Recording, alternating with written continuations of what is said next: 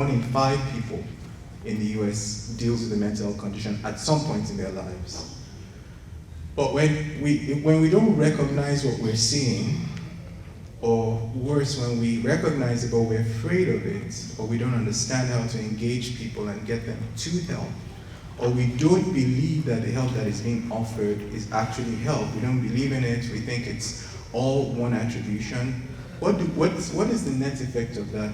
We leave people to suffer. In 2000, got married.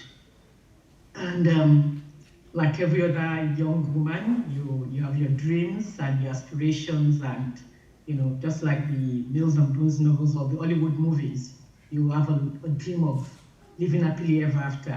And that was my dream. I was already a doctor when I got married, but I wasn't, my dream wasn't I wanted to become a psychiatrist, yes, but I wanted to have a happy home with, and I have children and a dog and, all the things that comes with it.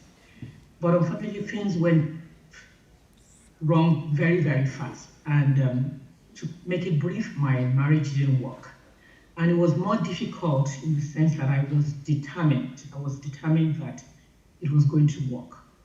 And when things broke down, it affected, I'm talking about something that's a long time ago, 15 years ago. It really affected my mental health very deeply. I became very acutely depressed.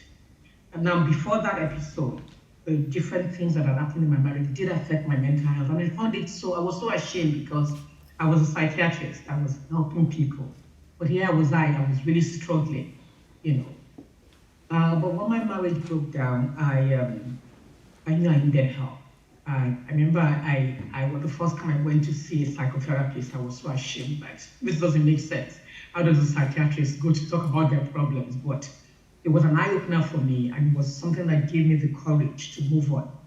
If you're going to be a trauma-informed faith community, you have to know what trauma is. You have to know how it affects people. You have to recognize the signs so that you can stop re-traumatizing people in the pew.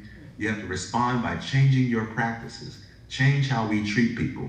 Change the question from what's wrong with you to what happened to you. We have to resist re-traumatizing people and putting toxic stress into people's lives.